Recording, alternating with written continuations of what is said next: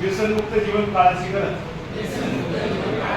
महाराष्ट्राचे आराध्य दैवत छत्रपती शिवाजी महाराज या देशात जन्मले, ही भारत माता व जन्म देणाऱ्या माता पिता यांनाच म्हणून आणि आम्ही शपथ घेतो की आपला देश, आपले राज्य, आपला जिल्हा, आपला तालुका, आपले गाव, आपला परिसर, आपले आरटीओ कार्यालय, आपले कुटुंब व्यसनमुक्त राहण्यासाठी मी सदैव प्रयत्न करीन।